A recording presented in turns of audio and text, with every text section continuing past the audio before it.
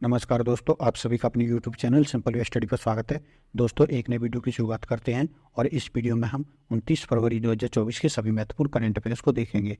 तो दोस्तों, वीडियो में आगे बढ़ने से पहले अगर आपको इस वीडियो का PDF चाहिए तो आप हमारे टेलीग्राम चैनल से जुड़ करके इस वीडियो का PDF डाउनलोड कर सकते हैं। टेलीग्राम चैनल का लिंक आपको वीडियो के डिस्क्रिप्शन बॉक्स में मिल जाएगा। तो दोस्तों, फरवरी का ये अंतिम दिन है और फरवरी के जितने भी करंट अफेयर्स बने हैं उनको हमने अलग अलग टॉपिक में डिवाइड करके उसके वीडियोस आपको कल से मिलने शुरू हो जाएंगे। आप उन वीडियोस को भी जरूर देखिएगा।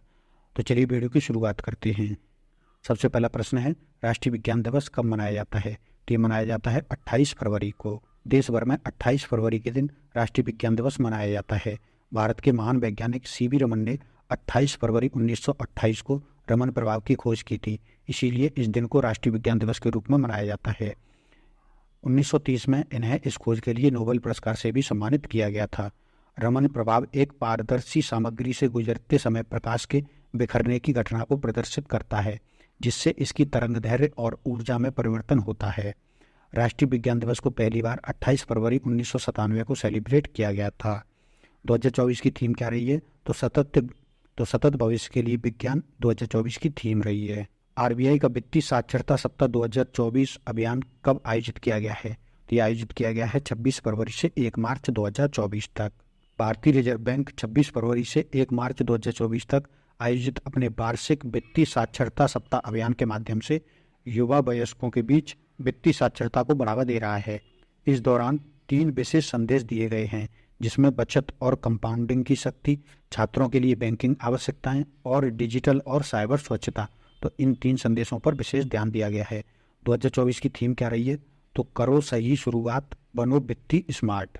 अंतर्राष्ट्रीय बौद्धिक संपदा सूचकांक 2024 में भारत कौन से स्थान पर रहा है? तो भारत इसमें 42वें स्थान पर रहा है। भारत ने 2024 में 12वें अंतर्राष्ट्रीय बौद्धिक संपदा सूचकांक यानी IP सूचकांक में अपना 42वां स्थान बरकरार रखा है। इससे पहले 2022 में भी भारत जो है 38.64% का स्कोर करके इसमें 42वें स्थान पर ही था। ठीक है, तो अब इस स्थान को बरकरार रखा है। इस वर्ष के सूचकांक में 55 अर्थव्यवस्थाओं को स्थान दिया गया है, जिसमें नवाचार और रचनात्मकता उद्योगों को बढ़ावा देने में उनके शीर्ष IP ढांचे की प्रभावशीलता का आकलन किया गया है। तो इस बार के सूचकांक में शीर्ष देश कौन कौन से रहे हैं? तो संयुक्त राज्य अमेरिका इसमें पहले स्थान पर रहा है, जिसका स्कोर रहा है 95.48%। और दूसरे स्थान पर यूनाइटेड किंगडम रहा है, जबकि तीसरे स्थान पर फ्रांस रहा है। सऊदी अरब, ब्राजील और नाइजीरिया शीर्ष लाभार्थी के रूप में उभरे हैं, जो नीति संचालित नवाचार में निवेश करने के उनके ठोस प्रयासों को दर्शाता है। इस सूचकांक में भारत सहित 27 अर्थव्यवस्थाओं में ठहराव को देखा गया है, जहां कोई महत्वपूर्ण प्रगति देखने को नहीं मिली है। तो भारत सहित 27 अर्थव्यवस्थाओं में उल्लेखनीय प्रगति नहीं हुई है बौद्धिक संपदा के मामले में। इक्वाडोर जैसे 8 देशों ने IP उल्लंघन के खिलाफ अपर्याप्त प्रवर्तन तंत्र के कारण अपनी रैंकिंग में गिरावट का अनुभव किया है। तो इक्वाडोर जैसे 8 देशों में इसमें गिरावट देखी गई है। अंतर्राष्ट्रीय बौद्धिक संपदा सूचकांक को कौन जारी करता है? तो इसको US चैम्बर्स ऑफ कॉमर्स के द्वारा जारी किया जाता है। और यहाँ पर आपको ये टॉप 10 की सूची दी गई है 2024 के इंडेक्स की। विश्व की पहली वैदिक घड़ी कहाँ स्थापित की जाएगी? तो ये स्थापित की जाएगी उज्जैन, भोपाल में। प्रधानमंत्री नरेंद्र मोदी 1 मार्च को वर्चुअल तरीके से एक वैदिक घड़ी का उद्घाटन करने वाले हैं। उज्जैन के जंतर मंतर क्षेत्र में सरकारी जीवाजी वेधशाला के करीब बने 85 फुट ऊंचे टावर पर दुनिया की पहली वैदिक घड़ी स्थापित की जाएगी। वैदिक घड़ी क्या है? तो यह घड़ी एक सूर्योदय से दूसरे सूर्योदय तक के समय की गणना करती है और 2 सूर्योदय के बीच की अवधि को 30 भागों में बांटती है। इन 30 भागों में से प्रत्येक घंटे में भारतीय मानक समय के अनुसार 48 मिनट होते हैं। तो जैसे अंग्रेजी की घड़ी के अनुसार 60 मिनट होते हैं घंटे में, तो जो भारतीय मानक समय की घड़ी है, जो वैदिक घड़ी है, उसके अनुसार इसमें 48 मिनट होते हैं एक घंटे में। ठीक है, और एक दिन में इसमें 30 घंटे होते हैं, जबकि जब ये सामान्य घड़ी है उसमें एक दिन में 24 घंटे होते हैं। यह घड़ी वैदिक हिंदू पंचांग, ग्रहों की स्थिति, मुहूर्त, ज्योतिष गणना और भविष्यवाणियों के बारे में जानकारी प्रदर्शित करेगी।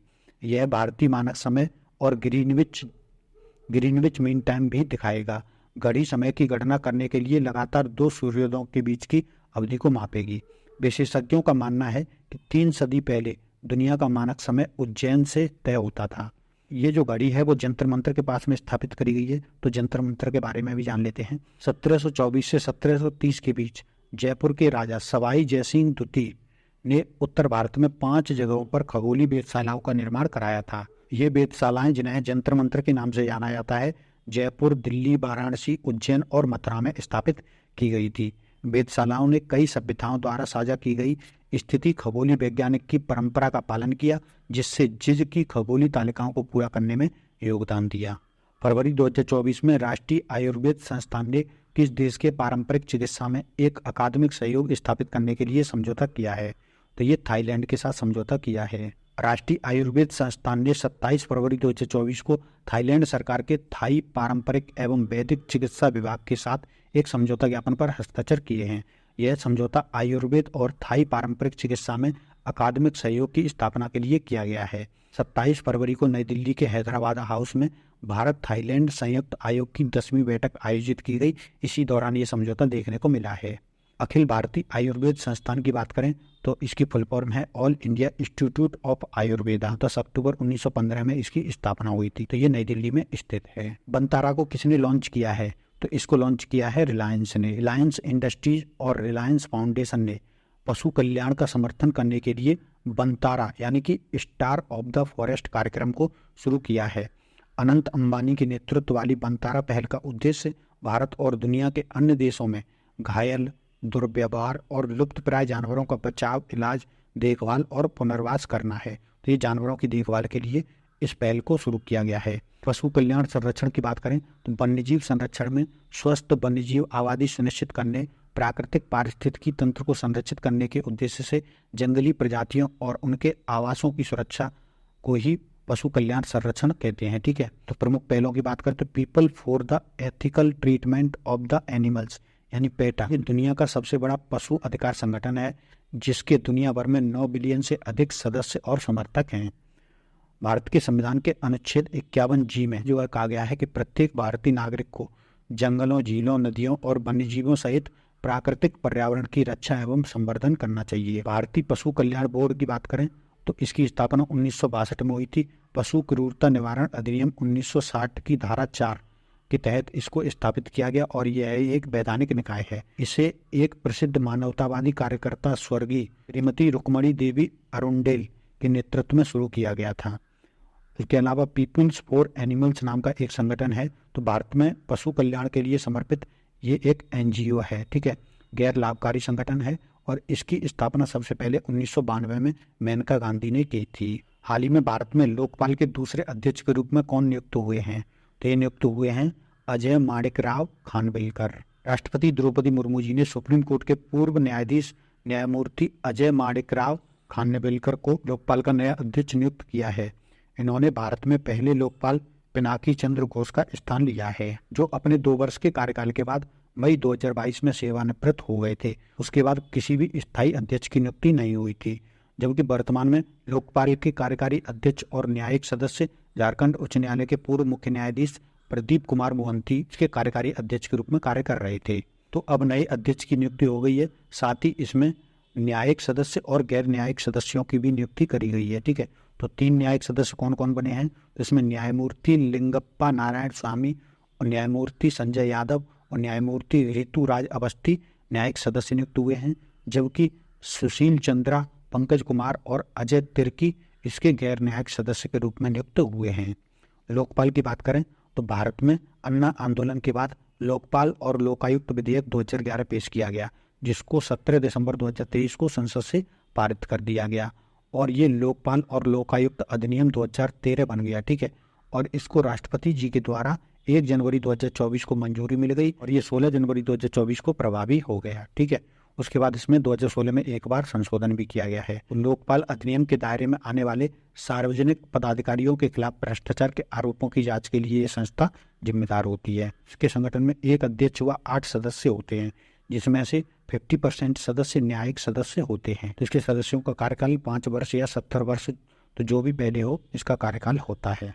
एशियाई ट्रैक साइकिलिंग चैंपियनशिप 2024 का आयोजन किस स्थान पर किया गया है? तो इसका आयोजन नई दिल्ली में किया गया है। भारत ने 26 फरवरी 2024 को संपन्न एशियाई ट्रैक साइकिलिंग चैंपियनशिप 2024 में कुल 18 पदक जिसमें 9 स्वर्ण, 6 रजत और 3 कांस्य पदक के साथ अपना अभियान का अंत किया है।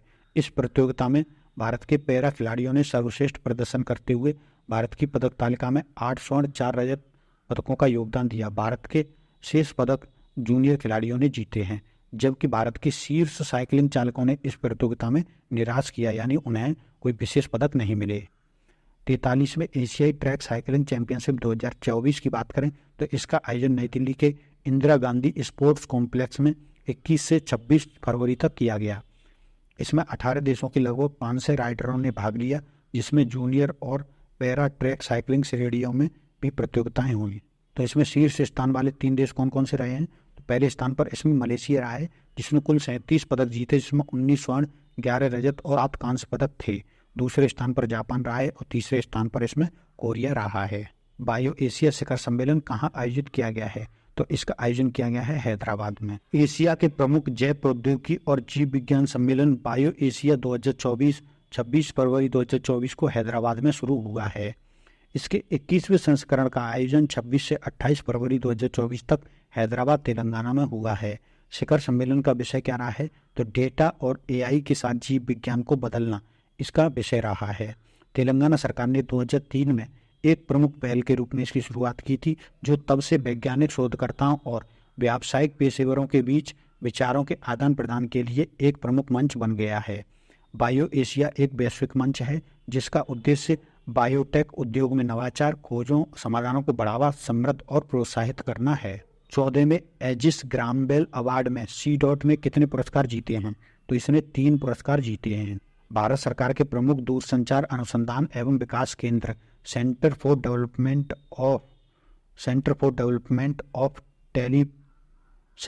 डेवलपमेंट ऑफ टेलीमेटिक्स यानी जिसे C. कहते हैं, ने प्रतिष्ठित 14वें वार्षिक एजिस ग्राम बेल अवार्ड में 3 शीर्ष पुरस्कार जीते हैं।